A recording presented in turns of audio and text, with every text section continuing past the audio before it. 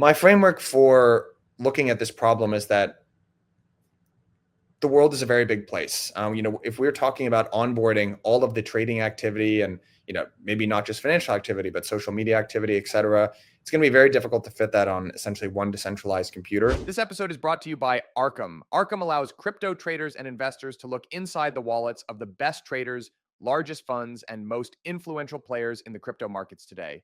We'll hear more about Arkham later in today's episode. Hey everyone, quick disclaimer before we get into today's episode. Nothing said on Bell Curve is a recommendation to buy or sell securities or tokens. This podcast is for informational purposes only, and the views expressed by anyone on the show are solely our opinions, not financial advice. Our guests and I may hold positions in the companies, funds, or projects discussed. What's going on, everyone? Welcome to another Roundup edition of Bell Curve. This is a solo Roundup edition, so it's just going to be me. Michael and Vance are somewhere around the world traveling, but we'll miss you guys this weekend. We'll keep it relatively short, but we've got a couple of really interesting stories that I wanted to unpack with all of you and couldn't leave you high and dry with absolutely no content. So what I want to cover with you all this week is just go over the Pump Fund ICO. We've had some really interesting details emerge there, and I think it's worth unpacking and trying to dissect what some of the implications are, maybe make a little bit of a prediction around what the token price might end up doing. This is a little bit of old news, but I want to go back and unpack the news that Arbitrum is launching, or that Robinhood is launching as an Arbitrum L2 originally, or initially at least, and then going to do their own Robinhood chain. And they also debuted X stocks. So this is on-chain stock derivatives. So they launched with OpenAI and SpaceX, which is essentially a synthetic exposure to these late-stage private companies, which I find super interesting. It's also reinvigorating a lot of the discussion around the L2 roadmap and Ethereum in general, which is super interesting and very cool. And I also wanted to discuss, this was a little bit of a funny story, and I know I love talking about prediction markets and the future of on-chain social, but there was a little bit of a controversy around Polymarket and this incident, this market, which asked, will Zelensky wear a suit by July? Now, he wore something which is really in the gray area between kind of a suit and, I don't know, some sort of army getup. And it's generated an enormous amount of controversy. And we've got a lot of commenters on my timeline saying this is horrible for Polymarket. And I'm going to make the exact opposite claim, that this is fantastic for Polymarket. And just another example and data point that supports that Polymarket and prediction markets in general are kind of a new form of media. But for now, what I want to do before we get into all of that is just cover Pump. And I want to highlight, I don't want to share all of the alpha here from this report, which was written by our head of research, Brian Connor. But here we just published Pump's TGE and Launchpad wars. It's all about the front end. And if you've been listening to some of what we've been describing on Bell Curve over the course of the last couple of weeks, we've highlighted on our platform here that although Pump's overall revenues have been growing, what they are losing market share on is their Launchpad. And you've had a lot of competition recently, most notably recently with Bonk. So this is actually a pretty bananas chart here, where you can see a couple of things, but the Launchpad tokens by platform, and recently, Pump's been, around 75%, but over the last couple of days, Let's Bonk.fund has flipped Pump and had over 50% market share, where Pump was down to 20. Now, this is kind of typical shenanigans here. I'm sure this is being gamified in some way, but Axiom has been a major competitor here, and they have an enormous amount of control over the front end. And so I think it shows some of Pump's vulnerability. What you interestingly see over on this chart here on the left is the Launchpad tokens by blockchain. It's been extremely consistent in terms of the breakdown in between Solana and Base. So these two charts to me show something relatively interesting, which is, for a long time, we've talked about how different applications, so meme coin trading in this instance, are very sticky. They don't tend to migrate from one chain to another, and Solana has stayed entirely dominant. And so I think this is kind of a bullish argument for L1s in general. It would be pretty difficult to underwrite any token Launchpad at this point, just because of how much the market share has shifted here. And I think that there's some real signs of vulnerability for Pump as a platform. but it stayed extremely consistent for Solana. So I think there is a little, I know, we're moving towards this argument where it's all about the apps and that's who's going to capture a lot of the value. And I'm very sympathetic to those arguments, but I do think there's something to be said for the underlying infrastructure where you don't need to take a bet on one specific app or another, and it's just going to generate fees no matter what, which I find pretty interesting. Now, we have had some additional details come through about the Pump ICO. And, in particular, there's a 25% token buyback. And historically, I've made arguments on this podcast that I'm not a very big fan of buybacks, especially for really early stage companies. I think it would be very funny, funny is maybe the wrong word. I think it would sound very odd to you if you did, a seed stage or a Series A investment in a company and they started talking about buying shares back, right? That would just be like, why aren't you guys investing that in the growth of the company? I think something that is a little bit different in crypto environments and token environments, especially, is you don't have a lot of the same rights as investors. They're much lower trust, and you're able to scale revenue more quickly. Honestly, much more quickly than early stage teams can allocate that revenue. So in the case of Pump has done around 700 million in the trailing 12 months of revenue. And for a young team as skilled as they undoubtedly are, that's just a really, really difficult capital allocation question. So I think in this instance, yeah, I actually don't hate the idea of them, returning some of that revenue to token holders, because it's an acknowledgement of the fact that we basically got more money than we know what to do with. And rather than, investing in some harebrained schemes that might not be core, we're just going to return some of that to you and, try to ensure that the token actually does well. And I think in an environment where basically every altcoin is going down and to the right, that's actually not a terrible idea. I think we're also getting more up-to-date information on the amount that has been sold to institutional investors. So these are still mostly rumors for now. But we recently heard that there was a private sale to institutional investors of about 100 million. Then we heard it might be 200 million. And now it looks like, as of yesterday, we're sitting at around $720 million in fresh new investor capital. So that's obviously good from the perspective of a lot of dry powder for Pump to go out, for Pump to invest back into the platform. But it's also not so good when you're thinking about potential unlocks that could hit the market. And so, I think that the $4 billion valuation that has been floated around for Pump is pretty attractive. And this is the part I'm going to caveat and say I am not a trader by any means. You should definitely not listen to my advice here. But I think generally the litmus test for whether or not people think the Pump sale is going to go well is whether you like meme coins and think it's the future and think it's okay to lean into speculation, or you dislike memes and think that they're bad and that there's some moral imperative here that the token should go down. I think it's pretty cut and dry, actually, that this valuation is relatively friendly. I'd be pretty surprised if it doesn't at least do well initially.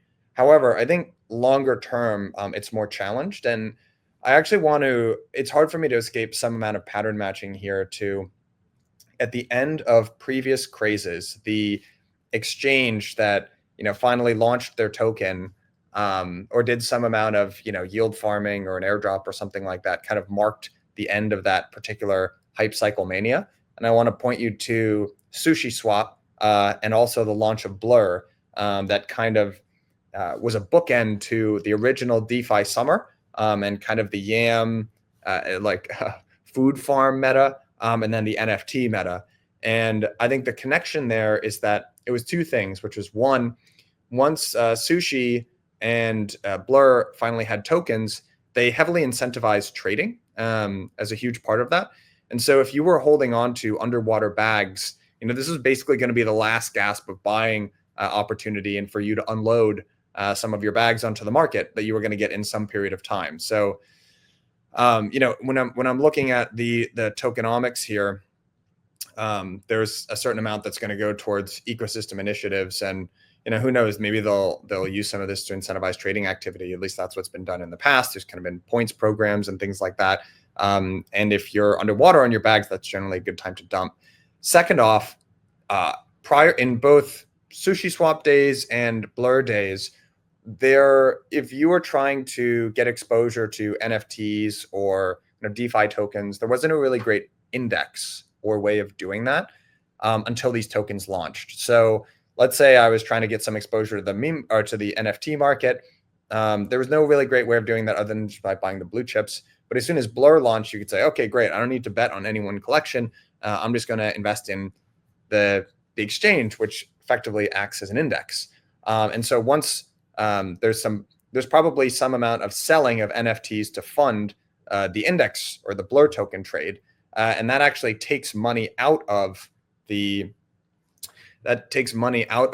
underlying market of NFT assets. It moves it into the token, and ironically, that makes activity go down in the underlying NFT trading market, and therefore the Blur token should suffer. And I think there's some risk of that happening with Pump here as well. And just anecdotally, this market just feels more and more tired. It has gone on way longer than I thought was possible. But yeah, I think it's going to be long-term challenged here.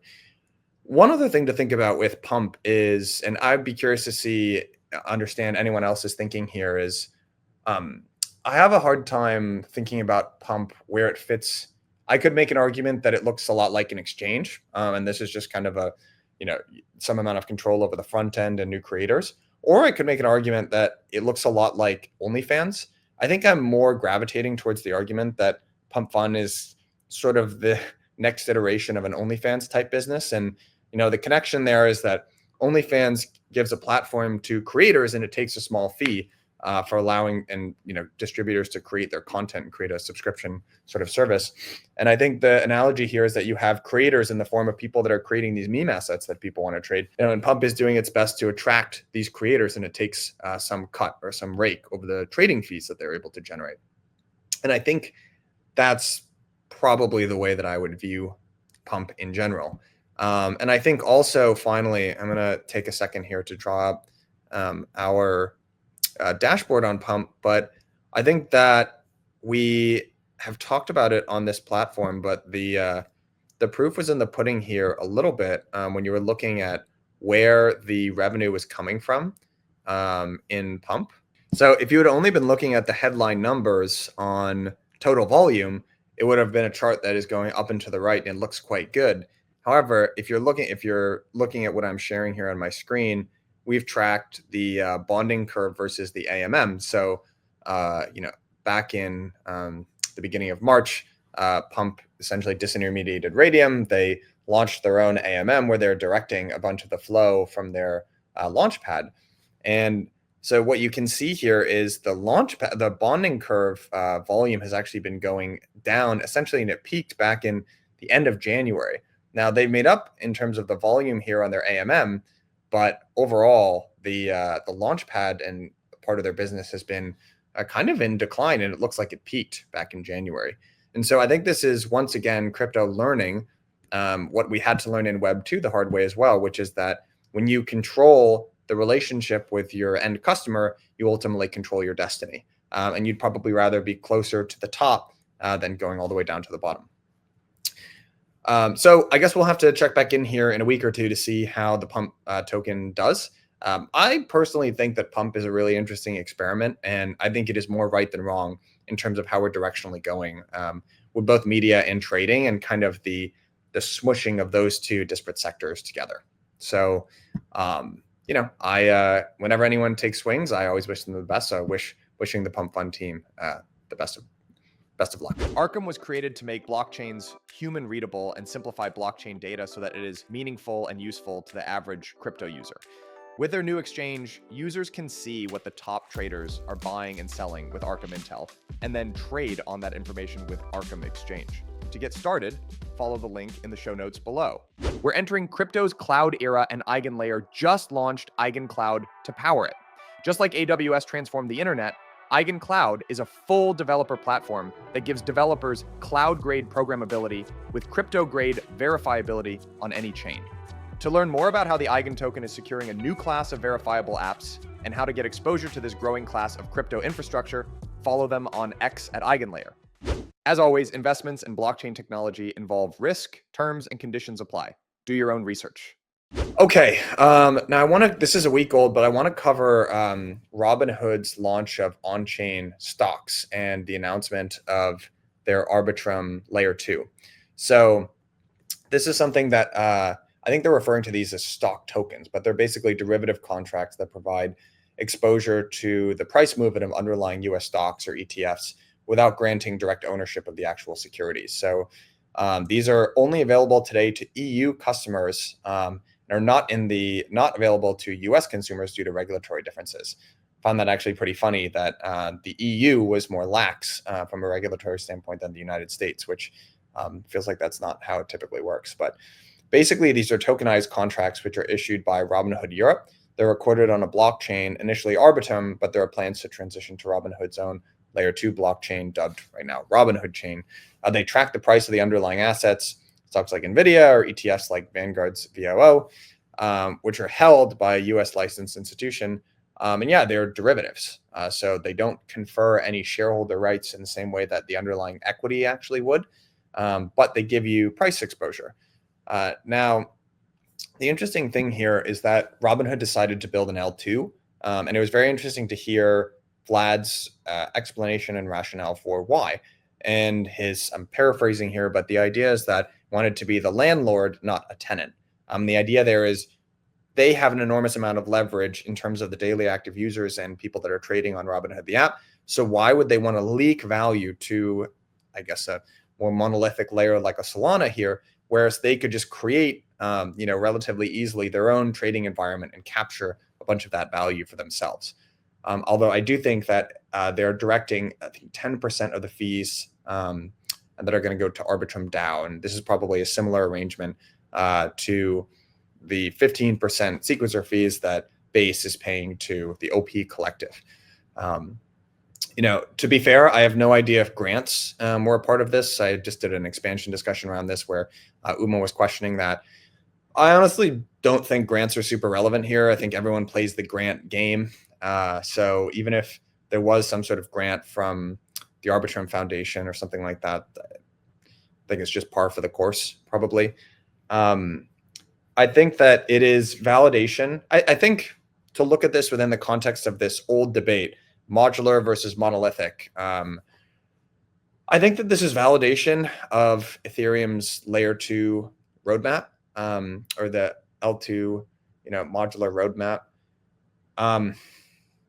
I think that my framework for looking at this problem is that the world is a very big place. If we're talking about onboarding all of the trading activity and, maybe not just financial activity, but social media activity, et cetera, it's going to be very difficult to fit that on essentially one decentralized computer. So I do think it makes sense for more heterogeneous, at least execution environments. I do think that we're guilty of trying to skip to the end here. And there was a path dependence element, which Solana basically leveraged very well. And they built up a large community of engaged users and traders, and one big use cases like the meme coin trading use case. And they've been able to attract a lot of, volume and fees that way. However, I do think that Cosmos essentially got this right from the beginning. The word that they used was sovereignty, but I think what institutions are really going to want is control and leverage over economics. And so I think that the L2 construction of having a centralized sequencer is very attractive to them. I think that Solana's answer to this is application-specific sequencing, which will effectively allow institutions to, sequence in their transactions and extract the same amount of economics that they would if they were building an L2. So I think that that old meme of we're all building the same thing here is actually diverging a little bit. And you've kind of got the Celestia and the Ethereum vision of the world, and the Solana, and probably Aptos and Sui has some amount of say here as well. But I think they're diverging a little bit in terms of their technical architecture. The question is this a win? Who is this a win for, mostly? I have, for a pretty long time, been a proponent that, first of all, I think it's a win for everyone involved. I think it's a win for Robinhood, Arbitrum, and Ethereum. I think that Arbitrum Robinhood benefits from being able to be a leader in tokenizing and trading tokenized assets. I also think it's really cool that they started with OpenAI and SpaceX, because that's kind of exploiting, people want to be able to trade those assets and creating a synthetic version. I don't think it matters that OpenAI came out and said, hey, we are not associated with this. Be careful of trading derivatives. I don't think anyone gives a shit, to be honest. People don't care that much. The average retail trader doesn't really care about having the governance rights associated with the shares of stock. They just really want the price exposure. So assuming that they don't mess up the derivatives contract and there's not some depeg or something like that, I think this doesn't matter at all. And I think it's exploiting a broken market structure here where companies are staying private for longer and longer and longer. And there are going to be, maybe between SpaceX and OpenAI, trillion-dollar private companies. All the wealth there is accruing to maybe hundreds or at the most, 1,000 people. That is not a societal good. So I think crypto, it's being branded as regulatory arbitrage here, but I think it's solving a good problem and giving people access to trading these things that they would want to trade. So I think that's a good thing.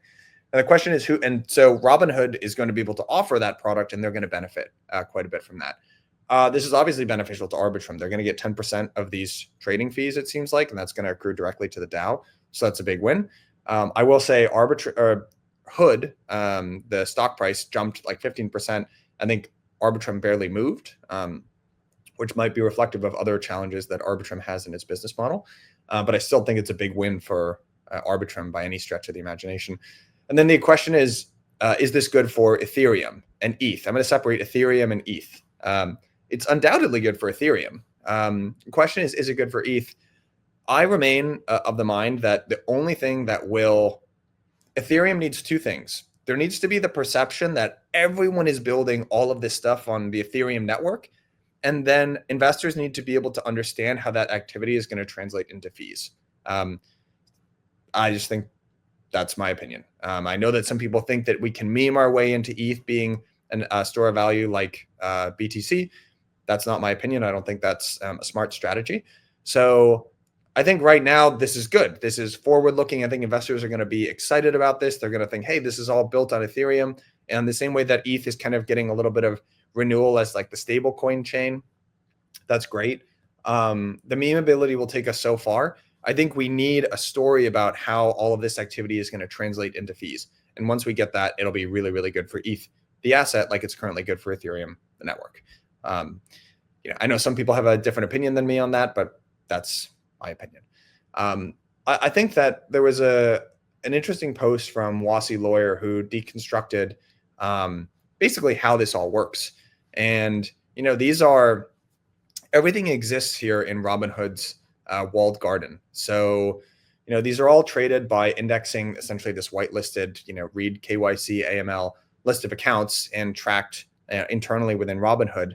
And, he mentioned that there is a real possibility here that centralized CeFi walled gardens just outcompete what we've built in DeFi. And a lot of these assets, like these, stock contracts that Robinhood has tokenized on chain, you can't use them in DeFi. You can't even move them off the Robinhood app.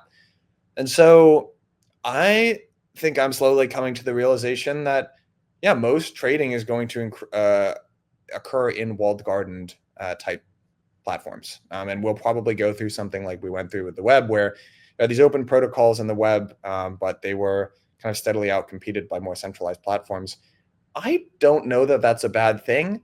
I think that crypto is permissionless. People are supposed to use these protocols in ways that make sense for them, and the best solutions will win out. And if more people want to accept these trade-offs than not, then who am I to say that that's bad or good? But I do think I'm going to give myself a little self-call here. I did a list of predictions back in the end of last year, and I said that Robinhood was going to be, along with Coinbase, one of the most important US crypto exchanges. And I think that Robinhood is only going to get more and more important within the crypto industry. And if any of you listening have not listened to Vlad Tenev's recent speeches on tokenization, he presents a very compelling, crystal clear vision of the future and the benefits of tokenization. And man, I think he's going to be one of the more important people in crypto, the industry, on a couple of year time horizon. And one more prediction for all of you that I'm kind of gaining a little bit of steam around is that, we and, Jason and I talk about this a lot at Blockworks. Is this person crypto native? Do we need the hire for this role to be crypto native? I think that we're going to stop using that word in 5 years, and DeFi and finance are going to merge and just become the same thing. In the same way that you would never say that I work in the internet or I'm an internet entrepreneur today, the way that people did in the early aughts. I think it's the same thing today. The word crypto native won't mean anything. You'll either work in finance, or you'll work in social media, or you'll work in, some consumer app or sector that's going to get created. So I think that we're pretty close to that happening. Over the years, we have seen a multitude of hacks, rugs, and bundled launches. The number one way that crypto traders can protect themselves and the wider community is through on-chain analysis, knowing who is moving funds and where those funds are going. Paired with their new exchange, users can see what the top traders are buying and selling with Arkham Intel, and then trade on that information with Arkham Exchange. Arkham's exchange provides traders with the tooling and liquidity to take action in crypto markets based upon their on-chain observations, bringing them the world's first exchange powered by crypto intelligence. To get started, follow the link in the show notes below. EigenLayer is ushering in crypto's cloud era with the launch of EigenCloud. EigenCloud is a full developer platform that gives developers cloud-grade programmability with crypto-grade verifiability on any chain. EigenCloud's use cases don't stop at crypto. AI's rapid growth is reshaping how we live, work, and connect, which has simultaneously made it today's most important and least trustworthy technology. EigenCloud has arrived just in time to enable verifiable AI infrastructure with crypto economic guarantees, where incorrect behavior gets financially slashed. This isn't about picking winning apps or chains. With Eigen, stakers can own the fundamental building blocks of the verifiable cloud. Every application built on EigenCloud draws security from staked Eigen tokens. Every crypto economic guarantee is backstopped by slashable staked Eigen. To learn more about how the Eigen token is securing a new class of verifiable apps and how to get exposure to this growing class of crypto infrastructure, follow them on X at EigenLayer. As always, investments in blockchain technology involve risk, terms, and conditions apply. Do your own research. Okay, final story that I wanted to talk to all of you about. So there was a pretty interesting controversy this week with Polymarket and Zelensky. Maybe we can call this Suitgate. But basically the idea is that there was a market which was spun up on Polymarket, which was, it was launched on May 22nd, and it asked, will Zelensky be photographed or videotaped wearing a suit between May 22nd and June 30th? It's a really specific market. The market attracted significant attention, with trading volume reaching 237 to 242 million, making it one of Polymarket's most active markets in 2025. And some of you have probably seen this. On June 24th, there was a NATO summit in the Netherlands, and Zelensky wore this kind of black jacket and matching trousers. So, I mean, it's kind of one of those funny things where some people are saying this is absolutely a suit, and they're citing media outlets like the BBC and the New York Post, and they're saying that it is a it is a suit. However, it was definitely a non-traditional suit. It wasn't cut and dry. It's lacking a tie. It's definitely kind of like a military style cut and more casual. It's all black. It's definitely not obvious, at least to me, that it's a suit. Not a sartorial expert here, but yeah, I think that it's a perfect example of something that's in a gray area. And prior to this, I had wondered, how are some of these more ambiguous polymarket markets getting resolved? It seems like there's at least a decent amount of gray area here, and I think that's what is happening here. So Polymarket's resolution process was initially leaning towards yes. Oh, and by the way, you've got a lot of people on Twitter who are citing that this absolutely is a suit by citing media. One of my bugaboos of the last couple of years is that people will say, I have no trust in the mainstream media, but then when it suits their needs, they will cite articles from the BBC or New York Post as if they are fact, carved in stone. And you can't have it both ways. You can either not trust in it and it can be completely incredible, or it can be credible, but you can't, have your cake and eat it too and be completely lacking any credibility, or having credibility when you want it to. But there's a growing amount of no betters that are challenging this. And the dispute has escalated to Polymarket's Oracle, UMA, which overturned the yes resolutions. And after multiple challenges, UMA finalized the outcome as no on July 8th, 2025, citing a lack of consensus of credible reporting. So there's been a huge amount of outrage here And there's a challenge because this is, there's some amount of subjectivity here. And this sheds some pretty interesting light on the role of oracles in Polymarket. So Polymarket relies on UMA, which is the oracle to resolve disputes and ensure fair outcomes.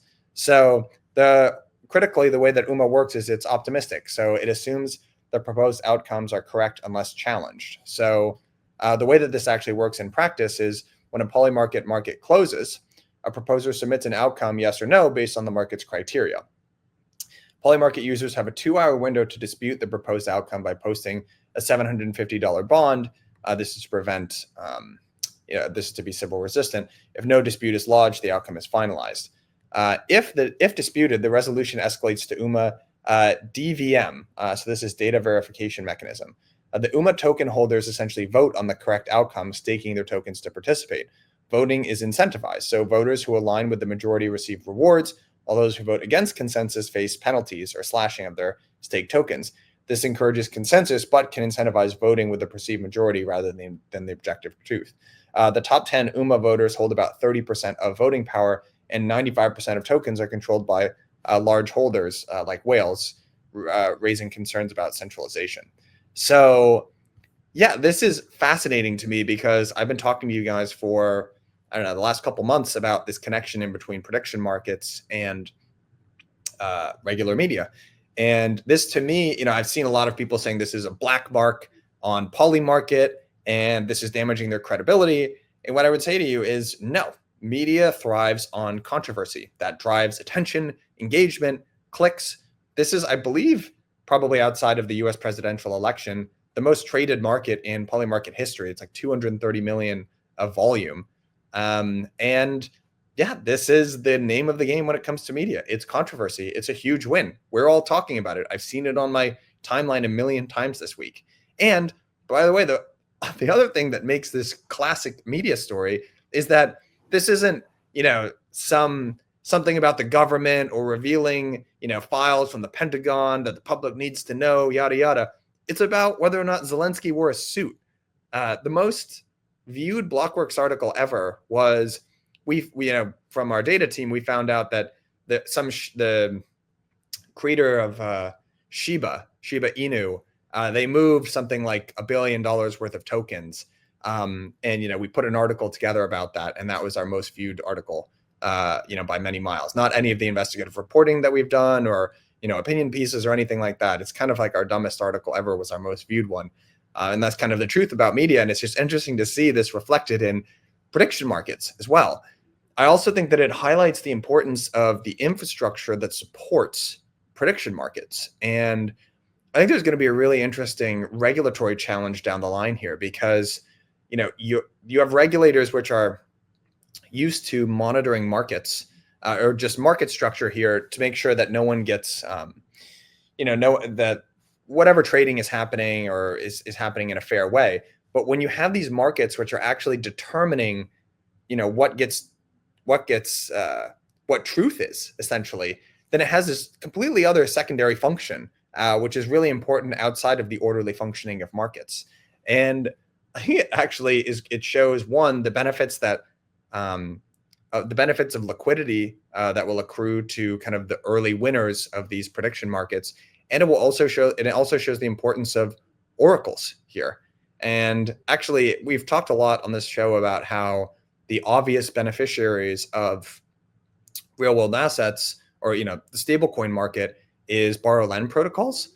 But if we're moving a bunch of assets on chain, we'll also need oracles. And I think that probably oracles have been kind of this, we all know that it's a really important category, but they haven't really done much in terms of token price appreciation. And it might be a slightly undervalued category. But anyway, guys, that's all I've got for you today. We can keep it relatively short. I can only listen to myself speak for about half an hour at any one given moment in time. So hopefully this was enjoyable. If you like these solo episodes, let me know. And we'll see you here with the full gang next week.